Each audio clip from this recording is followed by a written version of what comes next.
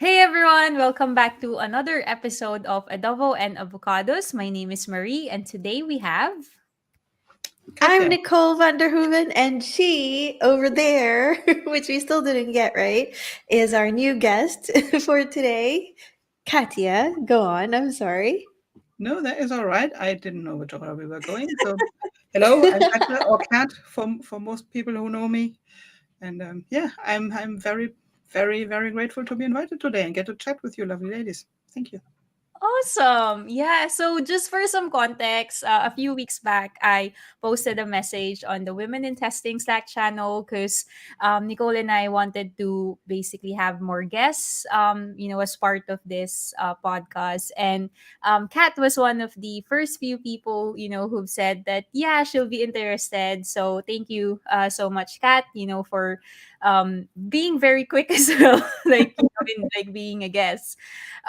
So just to kickstart, I guess, this episode, we always like to ask the people that we've had here on, how they got started in tech. So why don't you tell us a bit of your story, Kat, in terms of, yeah, your Okay. tech and testing career journey?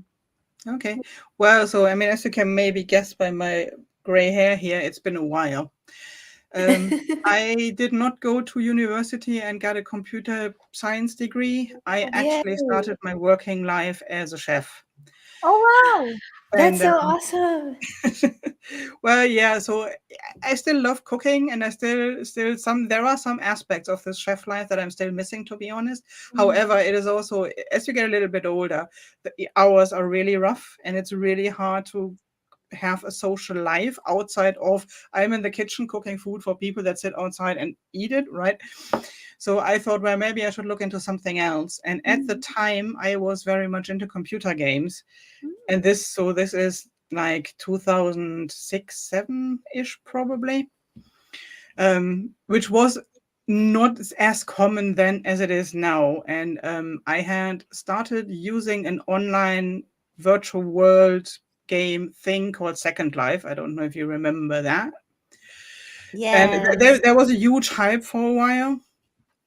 And they were looking for people for their what they called liaison team, but it was really a customer support slash community management role. Mm. And so I applied. Basically, I was living back in Germany at the time, and got the job, somewhat to my surprise, really, and started working for them. This was a company based out of San Francisco in the United States, and they then opened an office in Brighton in the UK, which I knew because I had been there before on a holiday, and I knew I liked Brighton, so I moved to the UK and then moved from the support role into the test role, and that basically was how I got into this.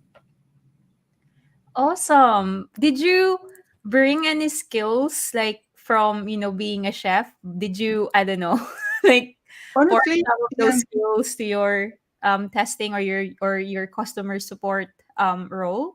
I think that most jobs teach you some transferable skills, right? No matter what it is.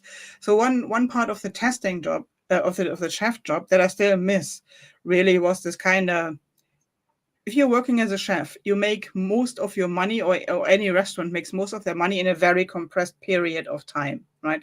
So you make most cooking needs to happen in about an hour, and everything needs to be spot on. Everybody needs to be in their place, know exactly what they're doing, and do it well together as a team. And otherwise, it's chaos and gets really stressful. Mm. And this is something that is a lesson that I have learned for other teams, and that works very well in testing as well. If you have a production incident, for example, that can easily become very stressful unless you have a team that works well together. Everybody knows what they're doing. Everybody knows where they're looking, how they talk to each other, and so on and so forth. So that, for example, is one skill that I think is definitely transferable. So, how long had you been working as a chef before you changed jobs? I'm just curious. Um, yeah, about, I don't know, 10 years maybe. Oh wow. Wow. So Less probably. that's a significant part of your life. So you really changed careers. Yeah, yeah. Yeah. Like I said, it is sometimes it's still a little bit weird, even though it's now been over 20 years, right? So Yeah. I'd like to explore more on like what you said. So for example, you didn't go to university. Do you think, for example, in I guess like in like the current, situation where like there's maybe like different qualifications level, like some of the testing jobs, or not even testing, but like the tech jobs that we see, they require you need to be, a mm, like graduate from uni. So do you think there's still like some other options that people can basically like start in terms of, hey, I want to get started in tech too, or do they have to go to university nowadays? I think there will always be other ways in, but I think it's always going to be harder, right? Mm, So it's definitely if you have a degree that is ideally in the field that you want to work in, that's definitely opening doors for you.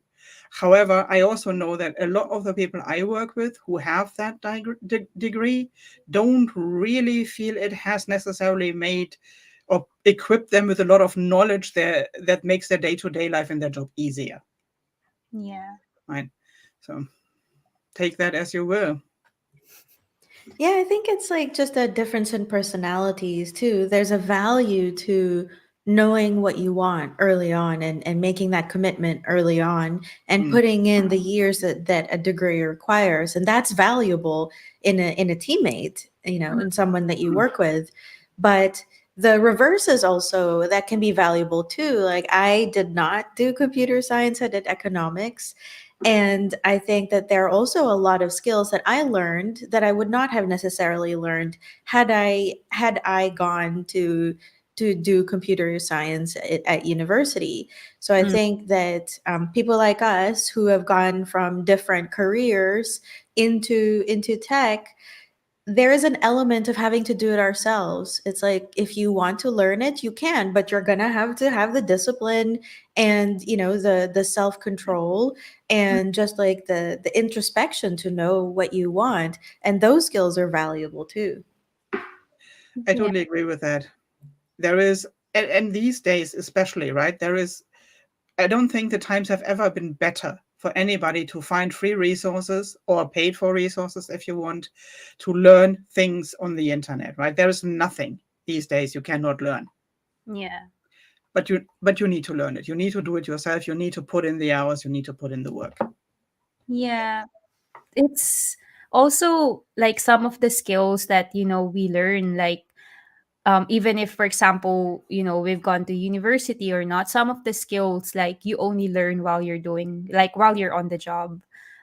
So I, for one, I did computer science, but like in terms of the testing, skills, I've mentioned this a few times as well on previous episodes, but they didn't teach us a lot of things in terms of testing. So most of the stuff that I've learned now, it just all accumulated while I was, doing it on the job. So that's Yeah, also one factor. absolutely. And interestingly, you touched upon one of my pet peeves there is that software developers are not taught about testing. There are so many courses out there. I mean, this is to me this is really slightly baffling. It is like teaching a chef to cook without tasting their own meal. How Yeah. do you know your stuff works? Right? Yeah. Sorry. And also, one of the reasons that I didn't go into computer science, even though I did consider it at the time, I've always been interested. But the reason that I didn't do it was because I thought that if I went into computer science, that it would all be development. And I thought that that meant being with your computer all day, like not talking to anybody, just you and a machine.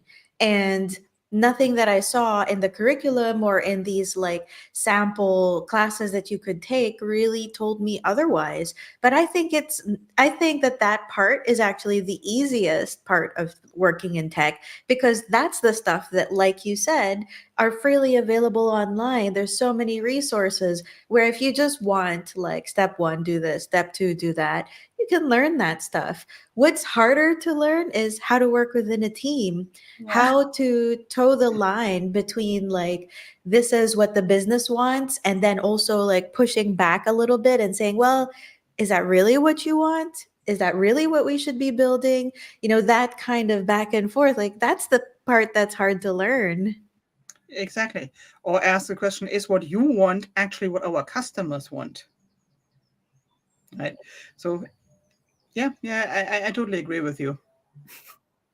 Cool. So the title of this episode is quality engineering, DevOps, and work life balance. So I want to talk more on how you started, because when I looked at your profile, your job title is an agile and quality engineer coach. So how did that like journey start? Because I think like quality engineering, it seems to be like the buzzword nowadays. Like before it was quality assurance, but now we've been seeing more and more people talk about quality engineering, and how that is much more efficient in terms of like bringing your whole team into this like culture, like shift mindset when it comes to Mm. testing and quality. So tell us a bit more about like what is your role, as like what does it actually look like in terms of being a quality engineer coach. Yeah. So I was somewhat lucky, and my from my first job, I worked in a very agile environment, and I learned in an agile team. Mm. However, in that first job, there was still a kind of split between the development team and the test team. So we would definitely, so I would get, funny enough, I mentioned to Nicole, I think earlier, I moved earlier this year, and I found in a box, I found a kind of specifications document that was about this high. And this Wow. is how this works, right? Or worked in the day. I got this document, and I would go through this and would write test cases based on the specifications. And then somebody else would write the code. And then I would go back to my test case and say, oh, okay, that is not what I better change my test cases, I guess. Right. So that's how that worked back in the day. And then over the years, however, things became more and more enmeshed, and I then started to work in teams who were a little bit more true agile in terms of there was more automation written, and we had automated delivery pipelines. And there my role became more that of an advisor than necessarily doing 100% testing all the time. I did still a good amount of testing, but I would also spend a lot of time discussing with developers, how can we test things? What is a good approach to automate something? How can we make this, as repeatable and easy as possible? How can we shorten the feedback loops? And then kind of I just my career kept building on that. And you mentioned Infinity Works earlier, where I have worked. That then definitely became more of a coaching role, because we were consultants, and Infinity Mhm. Works does true consulting.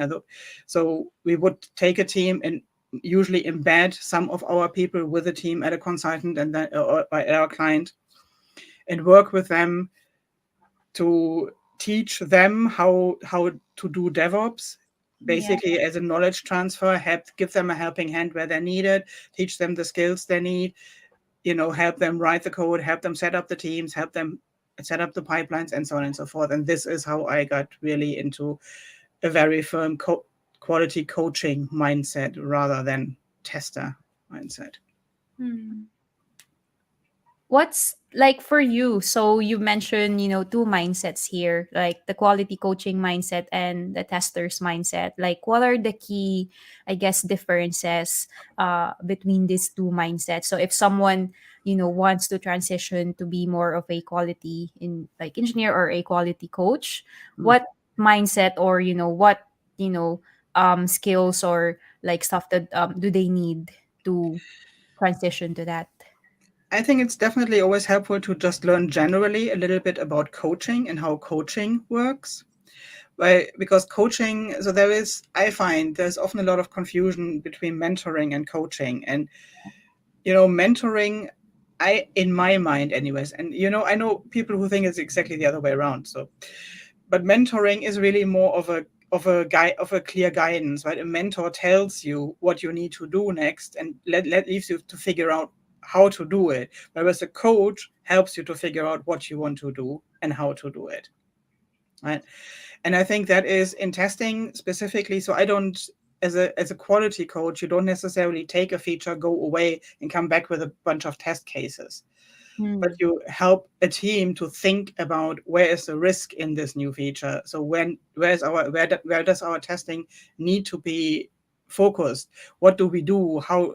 So one of the things I often advise is a risk-based approach to testing. Again, right? So this is not necessarily telling people use this tool and then write, I don't know, that many test cases, or you need to have a test case coverage of 98%.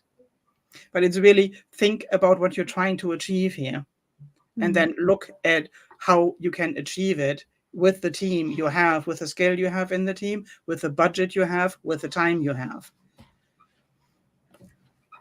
I hope that answers the question. Yeah. Yeah, I was just wondering, like, do you think it sounds like any sort of coaching or even mentoring for that matter in a professional context? I think that there is a preconception that it is mainly about work. In my experience, though, some things that a team struggles with are not directly about the work. It's not about how do I write test cases or where do I start or things like that. Sometimes it's like interpersonal dynamics or how do we work together as a team or how do we give each other feedback without being too critical. Is that part of your coaching as well, or what's been your experience on those? um, I think you're right, and I think you know that a team is people working together. So it is very likely that the problems arising are arising from clashes in personality. Because if somebody is very good at one thing and another person isn't that good at the thing, they can usually figure that out fairly easily because one person just needs to learn a little bit more or maybe focuses on a little bit of a different area. But if they have very different work styles, then that is often much harder to figure out. So yes, this is facilitating a safe space where a team can explore these things is very much part of it. I think Yeah. that's interesting, that concept of safety. When we talk about your background in being a chef, I was immediately thinking that as a chef in most forms of cooking anyway, not all of it, but it is about having all these ingredients together, but also applying heat and applying pressure so that it all goes together. And I think that when we work in teams, especially in an industry as fast paced as tech, there is an element of that pressure. I mean, how do you coach teams to deal with that? How do you still take that heat and make it a safe space? So one of the things that I often do with teams is an exercise that basically facilitates people learning to criticize or to kind of examine the process or blame the process instead of the person. Mm. But I think this is really important that whenever something goes wrong, and this is when the pressure usually builds, something goes wrong, or maybe you have a tight deadline and things aren't going according to plan, and it's the deadline is looming, and your PO goes, when can I have my feature? Right? So that's normally where it is, and it's always a good way to then step back and not go, yeah, well, John didn't do his job, and then Nicole didn't do her job, and then Marie was a little bit slow, but rather, go like, well, really, we have this system that we follow. We have this Mm. process in place, but the process broke down here. So maybe, Kat wanted to help Marie, but couldn't find what Marie was working on because the ticket wasn't updated, because the ticket is really hard to update, because So there is usually a thread you can start pulling in a process to unravel where the pressure really is coming from, and allow people to talk about that in a slightly less personal manner. This is like, I guess, this advice, we can link that to not just with, you know, tech or anything like that. But if we think about it, let's say, like, because human relationships, whether that's, friends, family, like romantic, um it like to have a successful relationship, like it's where you start, like you said, trying to fix the problem rather than pointing fingers and blaming Yeah, the other person on, hey, you didn't do this, or hey, I did this but you didn't. So it, like you said, it all boils down to trying to fix that particular problem, and rather than attacking the other person, like attack the same problem together. So yeah. yeah, yeah, absolutely. And I think every process that to work for a team needs to be easy, right? If you have a process and people start saying, well, yeah, but this is so complicated, then probably you need to strip it down a little bit, right? Start as easy as you, or as simple as you can, and then start building complexity in it when you need it, which also, unsurprisingly, is how you build the best software, right? Start as easy as you can. So I think one of the main trends in our industry now is this tendency to ops all of the things. It's like you just tack on ops to everything. It's like dev ops, test ops, git ops. It's all, I guess, in a way, the positive thing is that everything is being tied back to the actual operations of the team or the application or the system. And there is a part of that that is very positive, that we are now taught to develop and to test and to do all of these things with the end in mind, with the end user in mind. um, I know that you've also written a book called Testing in DevOps. Would you like to, do you have any opinions about this tendency to ops all the things? Do I? Well, yes and no. So I think the original idea of DevOps, which is not a new idea, which everybody will tell you, right? To bring a team together to basically form a unit that has control start to finish over their application, or over their work, over the applications they build. I think that is very positive. I think that is the best way to move quickly. It obviously is also a way that can be very tricky if you're in a big organization, for example, right? When you have many dependencies, then that can become a bit tricky. And I think the tendency we see now, so for example, I only heard about TestOps very recently, and I was quite baffled by it. So I started to research it a little bit, and I thought this is kind of counterproductive to what we're trying to achieve with the DevOps thing, right? So it takes where we had previously united the software development with the testing, and kind of puts them apart again, which I think is really hard, is really not helpful in this conversation, right? So yeah. Yeah. Maybe I'm not too familiar with TestOps, because I know with DevOps, like testing is an integral part. So could you maybe just explain more, like the key differences between the two? Well, see, I don't know too much about it as well. I just wrote about it, or read about it recently. So TestOps, as I understand it, is basically giving a name to something we have seen for quite a while, to be fair, I think, as I understand it, and this may be wrong. But from what I see, is it's basically taking what previously was the sole sad, lonely automation tester sitting over there in a corner, and taking that into a team and calling it TestOps, right? Mm. That then basically operates in parallel to your development team again, but Mm. builds their own infrastructure and so on and so forth, which I think, and I think it is particularly unhelpful, because I think really where testing shines, in DevOps, and where testing can play a pivotal role in allowing you to move faster, is to run automated tests for a really quick feedback loop. Yeah. That is really what it's all about, right? Every time I push code to my main repository, I immediately know if I've broken something or not. But Yeah. immediately, can be anything between well, personally, I would say nothing, no more than 15 minutes, really, ideally, but fairly immediately. Yeah, that's yeah. I agree in terms of because I'm guessing now because we have roles that really took off like a few like not a few years but like before where we have software development engineers in tests where their sole responsibility was to write automation code, set up a framework, and then the responsibility is for them to write.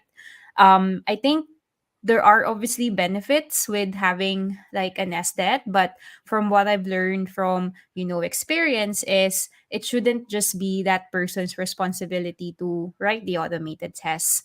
Um, Developers should also write automated tests, and it should be like a collaborative activity where there's some pairing happening rather than the Mhm. developer being finished with a particular feature and then after that the SDET or the person responsible would write automated tests. So from experience I feel that can be not too like not too productive, whereas if a developer also writes the tests while they're also building the feature, and then a quality engineer can pair with them and say, oh, we think that this could be like a high risk from a functional perspective or from a visual regression or from an accessibility perspective.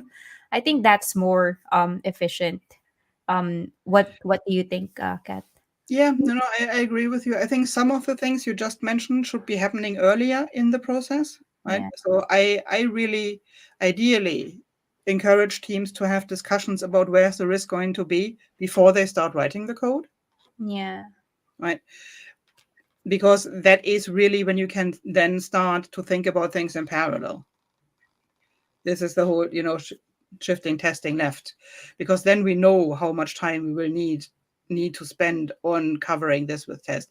Will a good coverage in unit tests do, or do we want to write also full end-to-end tests? Do we need extra API tests for this?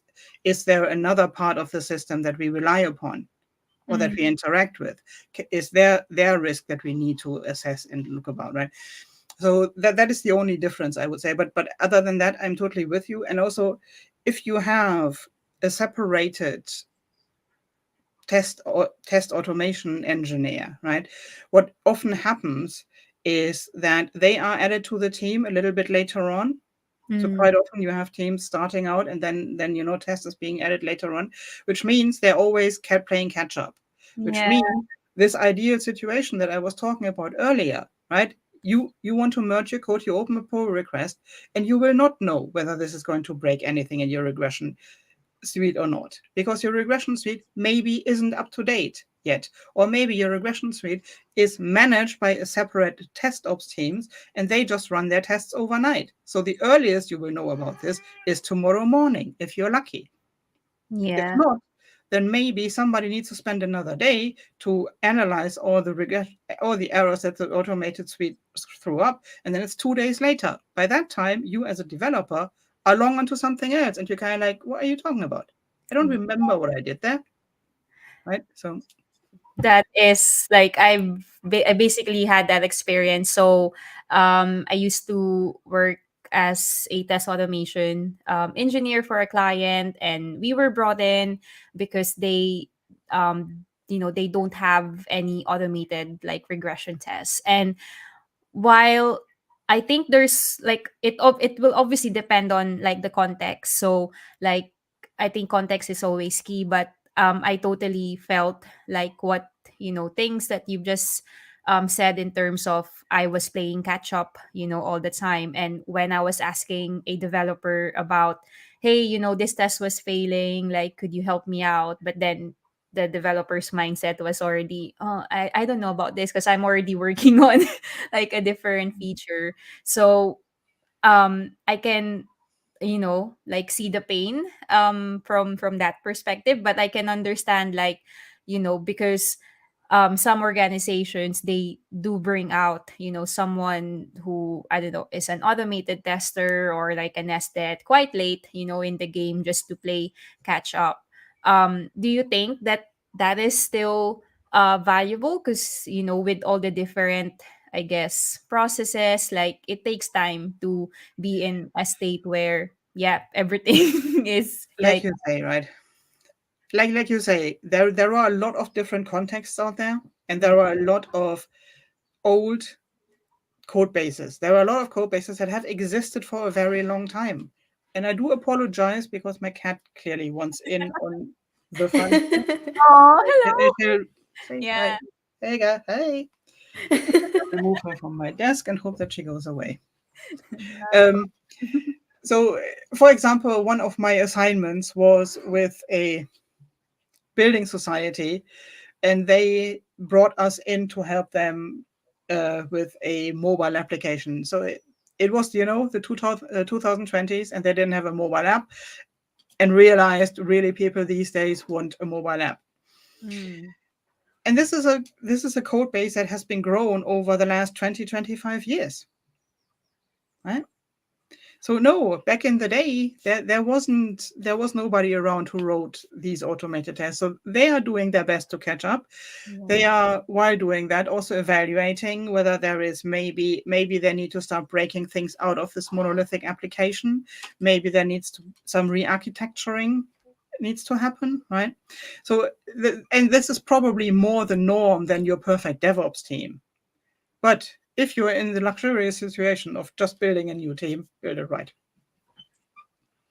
I think that, names are hard, and sometimes, like, just the word agile, there are right and wrong ways to implement it, right? So some people have a bad impression of agile where because of their own, because of the way that it's been implemented in their office or workplace. Mm. Like, sometimes people think, oh, agile is just, move fast, break things, don't document anything, and we'll deal with it next sprint, which is missing the point, of course. But I think that when we talk about like DevOps and TestOps, sometimes it's like that as well. Like, I totally agree with you when you say that that kind of a situation where testing is still seen as a parallel activity to development, that's not really a positive thing. For me, I think what is positive is the fact that it's almost like it's resolving a different set of tensions. There's one between dev and test, and there's another between test and ops. Mm. Because as a performance tester, I think a lot of performance testers here, like, why do we need to performance test something? We'll just observe it in production. And it shouldn't be an either or. You can do both. And it's only by bringing those two teams together that we can really start to explore, like, how can a tester be helpful to an operations team or a site reliability team or platform engineering or whatever they're being called now. And there are all sorts of things that you can do with shift right testing, and a form of testing in production, or things like synthetic monitoring. There's real value to doing testing, even after something has already been released. And I know one of the things you talk about in your book is about how important metrics are, and how what you're doing should really inform the kind of metrics that you measure. And that's one of the things that would have to change when you're doing more of a test ops thing, rather than like the traditional model where they're seen as being in opposition somehow. Yes, yes. You said so many good things now. So I agree with quite a lot of that. I am very much a fan of building observability into your code base and making that part of the process. I also am very much a fan of having a dashboard somewhere that gives us at all times information about what our life system is doing right now. If Mm. there is an error that I need to look at, I want to know about this, right? Mm. Right away. I don't want to wait for another team to notice the error, find out how they can contact me, maybe miss me at my desk because I'm just getting a coffee, and so on and so forth. We all know how this goes, right? So yes, absolutely. And now I forgot your question. Sorry, sidetracked there by singing your praise. No, sorry, I probably said too much. I No, was it was just good. I just wanted to talk about the metrics, I guess, of it all, because we're in a period of time now where there's no shortage of metrics that we can measure. There's so much data, and we have more space than we really should have and or know how to deal with. And so there is this tendency, I think, and it's a very human tendency to just measure everything, monitor everything. How do you figure out which metrics are important for which team or which situation? So I think, and again, you'll probably get a little bit bored of me saying that, but I'm always a huge fan of getting the team together and facilitating a conversation about what is our goal here. Mm-hmm. What is it really we want to achieve? For test metrics, just to pick one example that I happen to know most about, for many, many years, the kind of defect found metric was kind of, the golden metric for test. Personally, I think if testing is done well, that is a completely useless metric. Because if testing is done well, not many tests will even make it as far as your pre-production environment, right? Most of the bugs will be found much earlier and will be fixed without ever a bug ticket coming into existence, because you kind of fix them as you go and find them, right? So whereas on the other hand, metrics like how long does it take us from inception of a new feature to production, that is a very valuable metrics in my book, because that tells me something about how well we work as a complete team. How quickly can we go from somebody says, okay, we need, I don't know, to change the color of our login button, to the color on the login button actually being changed. Does this take an hour? That's what it should take roughly, because it's a very, very easy code change, right? Or does it take a week? Or does it take a month? And I have seen all three of these, right? So look at what answers you want, what questions you want answered, and that will determine what metrics you need to collect. Really, is Yeah. probably the summary of my babbling here. Sorry. Yeah, I think that is, like that is like really accurate, like what you said there, because I remember on my first project, like this was a very waterfall type of project where testers and developers were like sitting on like different floors. And I remember like our program test manager always had to send like a defect status report, like how many test cases were ran, how many passed, how many failed. But like you said, I think, so for example, if I'm sharing that to, a stakeholder, um, if I'm being honest, that doesn't really give me much useful information. Yeah. What's probably more important is, like you said, the lead time, or the recovery time as well. So if something happened in production, how quick your system recovered.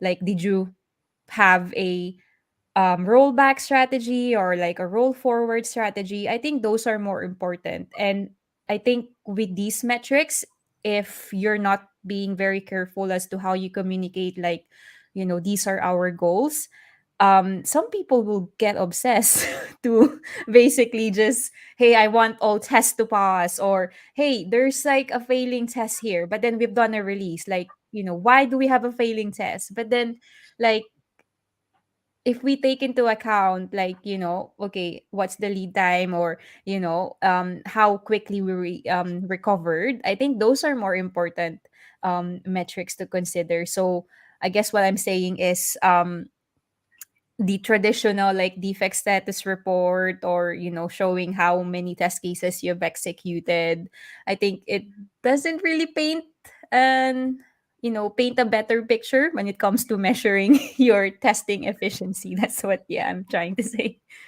Yeah. No, I agree with that. I another project I worked in. I had a product owner who was very interested in the testing we did, and he would come to me every day and say, "So how many of our tests are passing and how many are failing?" And I would invariably give him the same answer. I said, "I either all of the tests pass or nothing gets merged." Right? I don't have the statistic you're asking me for because it is meaningless in our setting. Yeah.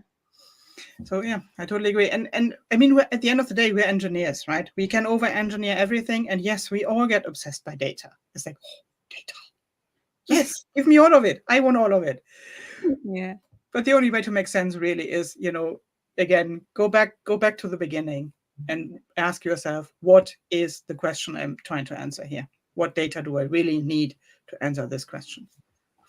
It's also like the metrics that we pay attention to can also change the way that we work. For example, like in the example that Marie was talking about, where the only metrics that were reported on was like number of tests executed and whatever, or how many test cases were written, for example, that that you can kind of min max that and say, okay, well, if that's what I'm going to be judged on, I will write a test case on absolutely everything, because that's how you're judging my performance. And that's not necessarily the best way to test, because you're optimizing for the number. You're not optimizing for risk, or how critical that feature is that you're writing test cases on. So I love this idea of making sure that what you're measuring actually does reflect the behavior that you want to encourage. And a lot of what you're saying, it seems like we're touching on what you say in your book are one of the elements of a successful DevOps culture. We already talked about open communication, this idea of yours of just getting people together and having them talk, revolutionary idea. And then the other one was shared responsibility. I think, correct me if I'm wrong, but part of the reason that you're encouraging that is to get them thinking, not like, oh, this is how I'm measured, that's how you're measured. And it's more like, no, hey, we're both responsible for improving the quality here. At the end of the day, right, what our job is, every single person on the team, no matter what your role is, at the end of the day, our job is to get value to our customer, to give our customers something that in one way, shape, or form solves the problem for them, makes their life a little bit easier, their life maybe a little bit funnier, nicer, more colorful, whatever it is. But something that they value. Yeah. And I that is guess, our job. yeah, I think like with, all this like DevOps transformation and, I think the tools and process, um probably if we measure like the difficulty, I think like convincing people, like in terms of the DevOps culture, I think that's the part where you might find more, I don't know, resistance or like Mm. difficulty. Whereas tackling, or I don't know which tests we need to automate, or what tools we're using, I think those are actually the not so bad parts. But introducing these concepts, that's where people might resist. They might say, oh, my job is gonna be not needed anymore, like I think like that's one of, I guess, a misconception in terms of having that mindset, because I've spoken to a few like testers in the past, and like they were just saying that if I let someone write my automated test, like what am I needed for? And that's when conversations like, but you have other value that you can provide. You can you know participate in the requirements gathering, so you can either do like three amigo session or like story shaping session. And you can educate the team on a risk based approach, or what different types of tests we need to cover. And then there's obviously the exploratory testing, But I guess my question is like, why do people resist like, these like transformation changes? It's good for them, but yeah, why are they resisting? Well, a lot of it, I think, is just fear of the unknown. Humans don't like things they don't know, right? Humans like what they know. That Mm, is just hardwired psychologically into us. And, so some of us are better dealing with change than others. And I think we are all three of us people who moved from one country to another, for example. So that tells you that teaches you something about change, and it teaches you something about how to adapt in a new environment and all of that. And ideally, I think it also teaches you it can be hard at times, but it's not scary, right? It is something that you can do. You do it one step at a time, and so on and so forth. And I find for teams where the resistance is really high, what really helps is keep people informed, right? Tell people what you want to do, why you want to do it, and how you want to do it, and really lay out in very, very clear terms how that is going to be different to what we have now, mm, and why it is going to be better than what we have now. Whereas better, or, and not everybody wants to have this responsibility all the time. This is also, a factor. Not all people are the same. Some people thrive if they get, if you just tell them, do this thing, I don't care how you do it. And other people really thrive if you tell them, well, can you please do this thing, can you do this, use this tool and do it in is exactly these steps, please, right? So that you also need to take that into account and try to form a team around that a little bit. So the other two elements that you mentioned for a successful DevOps culture were dovetailing nicely with what we're talking about because it's continuous learning and continuous improvement. And both of these require that safe psychological space. And I Mm. think for me, what I've seen is that it's almost you need to you need to reframe the way that you think things if that you think about things. If you are in that place of fear, then you are going to think like, oh, that person's doing my job, what do I do? It's like, okay, stop and think about this for a second. That person's doing what you normally do day in day out. You get to learn whatever you want. Do you yeah. want to learn some development? Like this is your chance. Maybe if you teach that person how to do some parts of your job, maybe they'll share some of the things that they're learning that they already know and do all day, every day. And it's like it's not about you have to or that someone's taking your role. It's like, hey, you get to. This is your chance to try different things. I totally agree. And I also think that, especially for testers, right? So this opens many doors for us, and it allows you, like you say, it frees up a whole chunk of time. And I haven't met a single tester in my life who enjoys regression testing. Yeah. Right? Boring.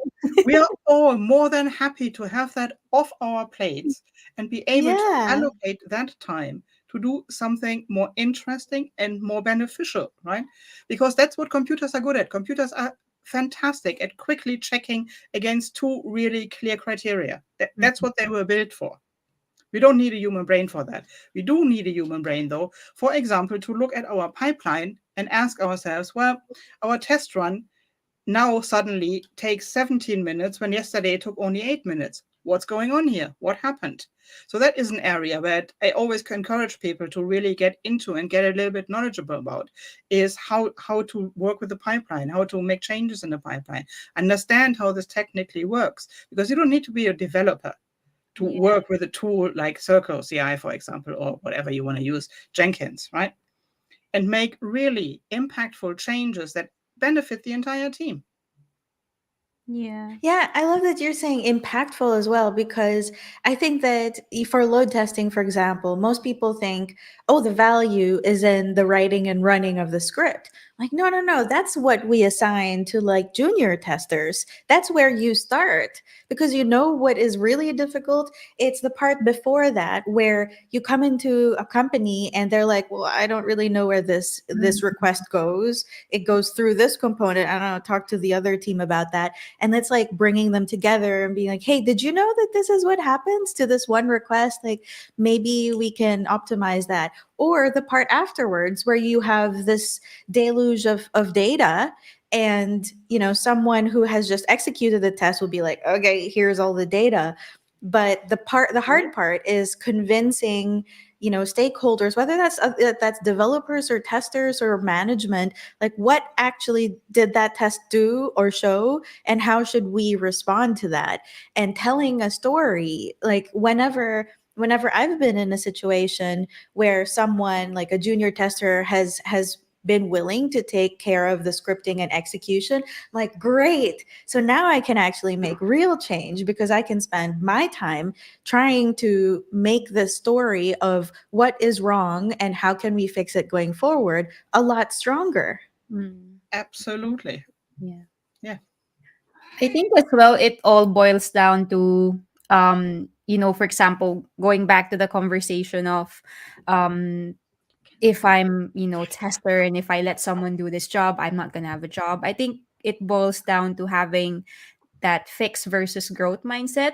Because if you have a fixed mindset, then yeah, you'll be stuck in that, rut. And unfortunately, you might end up losing your job because you need to be able to adapt, you need to be able to learn new skills. Whereas someone with the growth mindset, would be able to do that. Like rather than thinking of this as a limitation, or, like something that will be difficult in terms of their job prospects, like someone with the growth mindset will then convert that to, oh, hey, I'm gonna learn something new today. Like that will help me in my,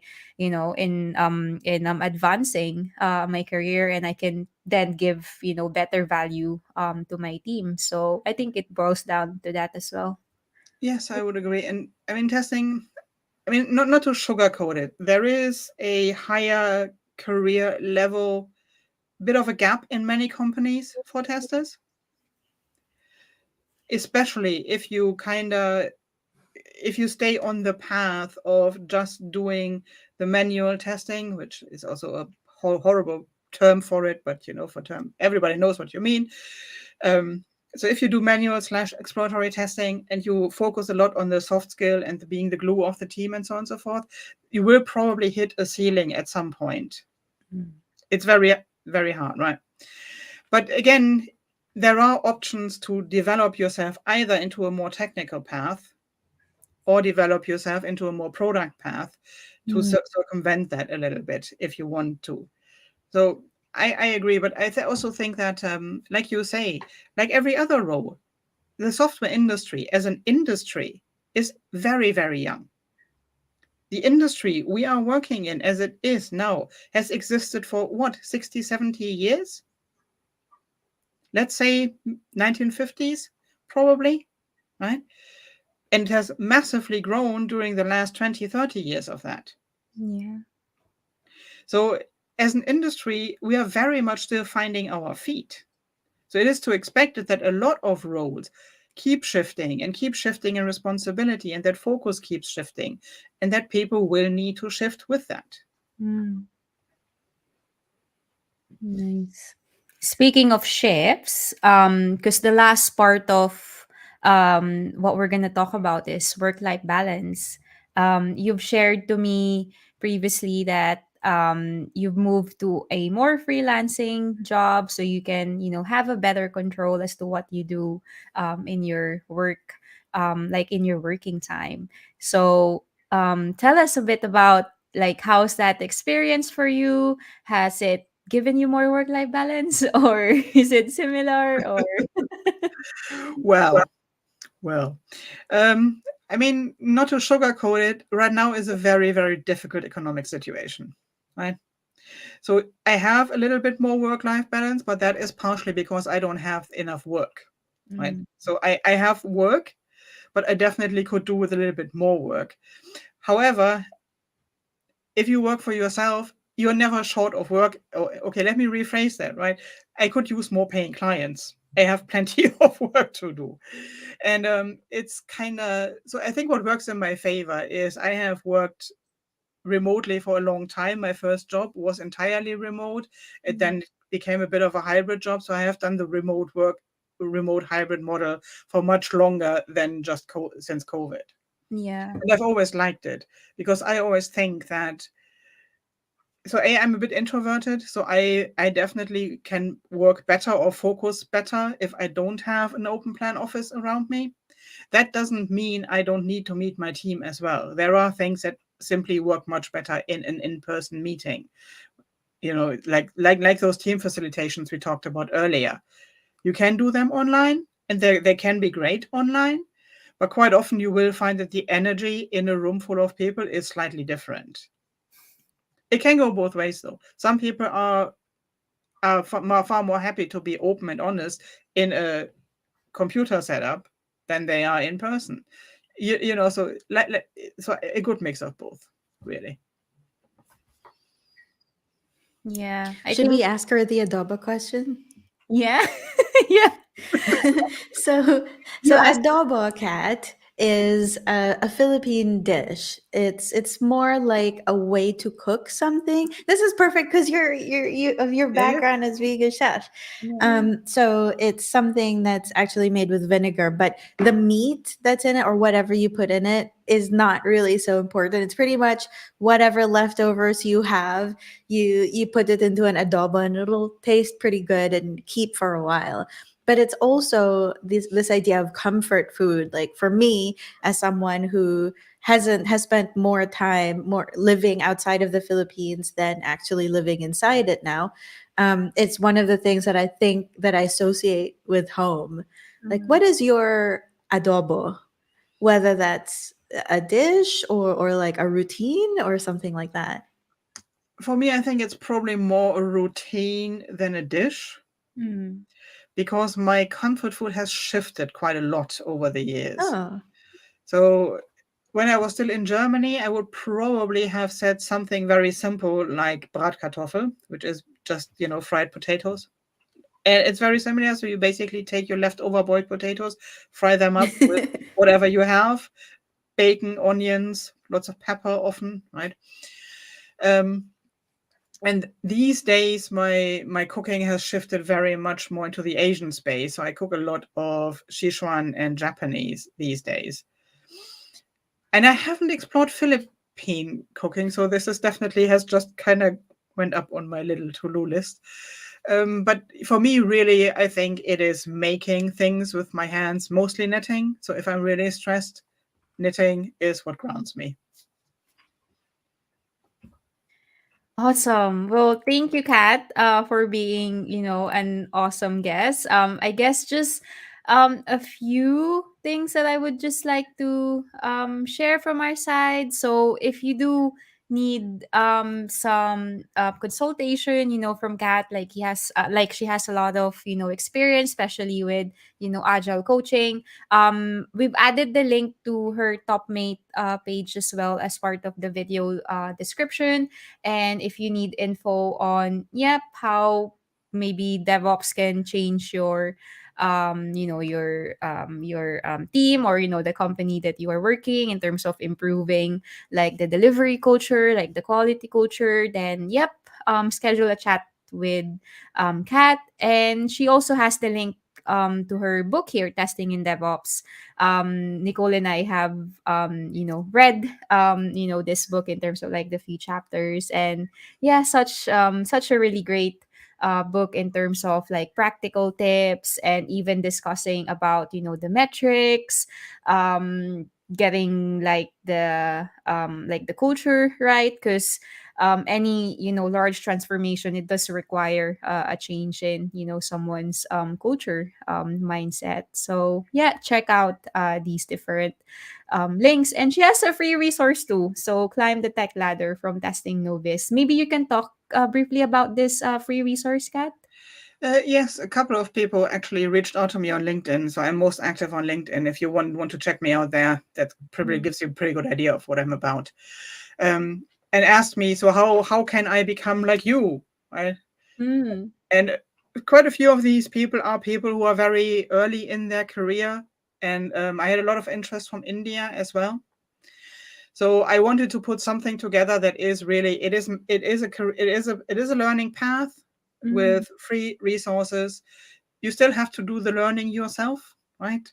But if you go through that at the end of this, I think you should find yourself with a really very highly employable skill set for the testing sphere.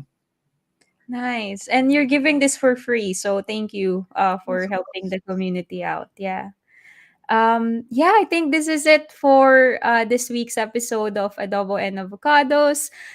Next week, I think we're still deciding if we're gonna um have a special guest or it will just be us. But yeah, we'll make sure to do an episode next week anyway. But for now, yeah, happy Thursday and yeah, have a lovely weekend, everyone. Thank you. Thanks Bye, for having everyone. me. Thanks, Kat.